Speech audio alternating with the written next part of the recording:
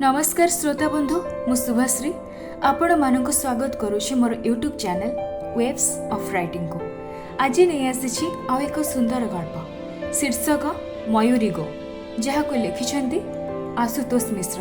ताहले चलंतु सुनी नबा कौन अच्छी से गल्प। मु जदि प्रश्न पचारि बसे तुमे जेकोसी प्रश्नर संतोषजनक उत्तर दे परिबो मु कल्पना करि पारे नाही। तुमठार उत्तर आशा करा जाई पारे ना, हेले एते सहजरे नारीर सहजात प्रवृत्ति को छाड़िबा मध्य मो पाखे संभव हो पारे ना। मु उत्तर विहीन मनुष्यटाକୁ उत्तर विहीन प्रश्न पचारि बसे। सबुथर पूर्वथर परी नीरव ओठ जोड़ाक जाऊली कपाट साजी छंदी छांदी छिड़ा हो जाती। कदबाई क्वचित तुम आखि जोड़ाक ढल ढल होई मो वेदनार परीक्षा नहीं जाती। संतोष कहिपार आम प्रथम देखार अनुभूति किपरि थिला? फ्रेशर पार्टी रे तमे काहेकि जे मो प्रिय गीतटा गाई बसिल। हे पागेलीटा सेई दिन मलेरिया टाइफॉइड बड़ी अन्य एक मारात्मक बेमारी रे पीड़ित हेला जे आज जाए से रोगरू मुकुली पारिला नाही।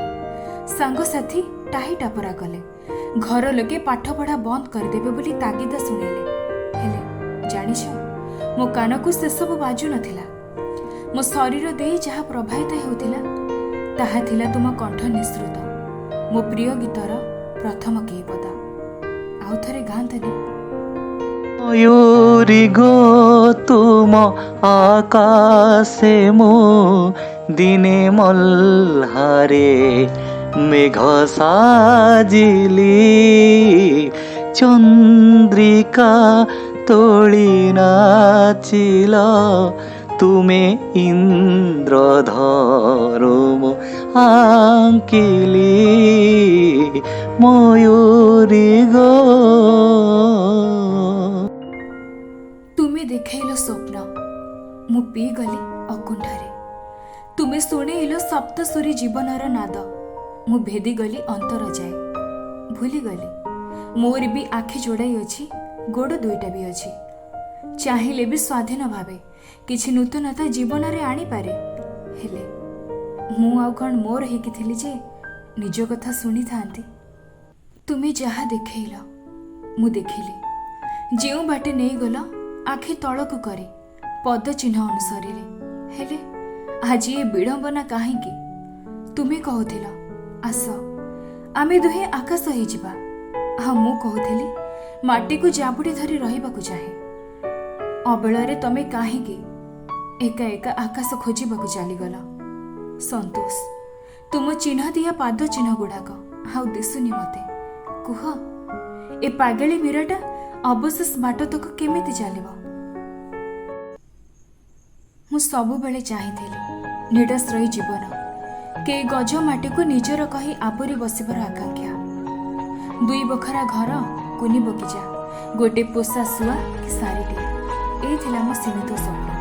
संसारर समस्त नारी परी मो माँ गोसामा अमलरू यही स्वप्न मो रक्त दे प्रभावित निजको सीमित करी बांधि रखिबार कामना। किंतु तुमे तो थिल भिन्न। तुमे बंधन विरोधी। तुम मतरे बंधन मनुष्य को क्लीब कर दिए।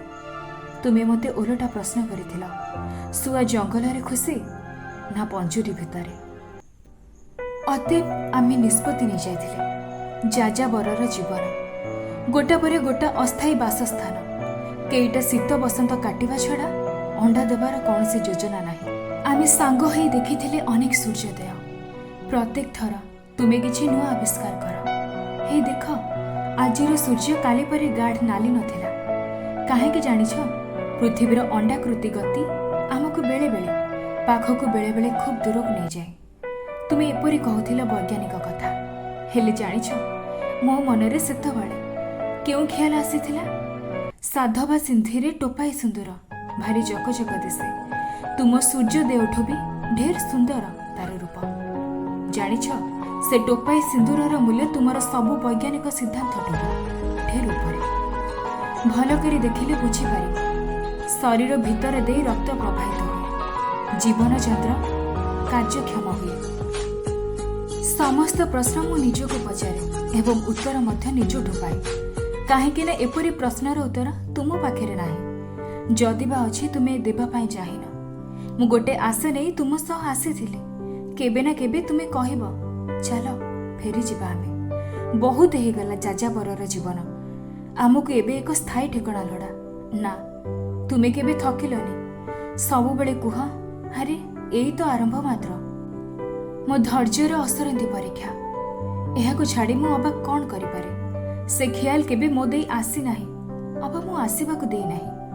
ଅତୀବ ତୁମ ଦ୍ୱାରା ଅଙ୍କିତ ସାରଣୀକୁ ପାଥେୟ କରି ବଞ୍ଚିଯିବି ବୋଲି ଦୃଢ଼ ସଂକଳ୍ପ ନେଲି। ସବୁଦିନ ସକାଳୁ ତୁମେ ନୂଆ ସାରଣୀଟେ ଥମେଇ ଦିଅ। ଆଜି ଅମୁକ ଜାଗାକୁ ଯିବା, ସେଠାରେ ଏପରି ଭାବେ ପ୍ରୋଗ୍ରାମ ଅଛି, ସମ୍ମୁଖ ଲୋକମାନେ ଆସିବେ, ଇତ୍ୟାଦି ଇତ୍ୟାଦି। ତୁମ ସହ 10 ବର୍ଷର ଜୀବନ, 10ଟା ବସନ୍ତ ଗଲାଣି, ମୋର ନିଘା ବି ନାହିଁ।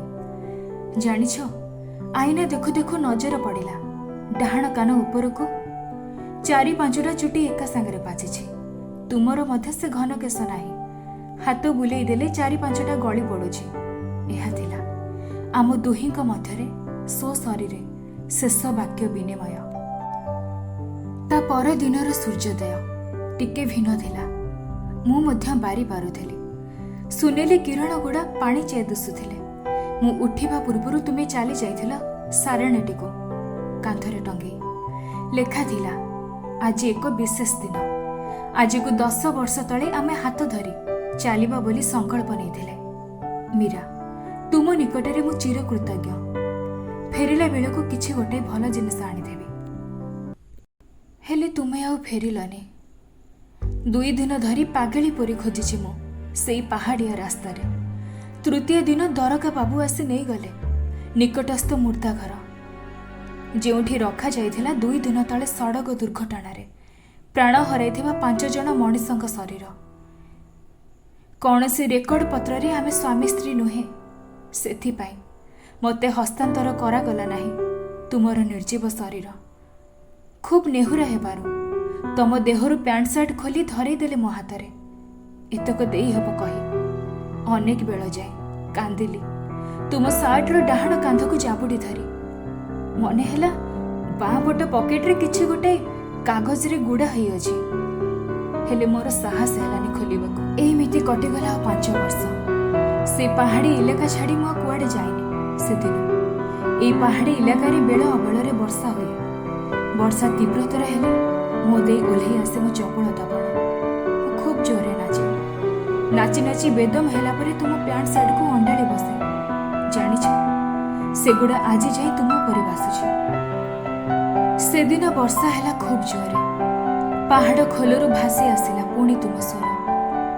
ତୁମେ ଗାଉଥିଲ ମୟୂରୀ গো তুম আকাশে মো দিনে মল্হারে মেঘ সাজিলি চন্দ্রিকা তোଳି নাচিল তুমে ইন্দ্রধরুম আঙ্কিলি ময়ূରୀ গো।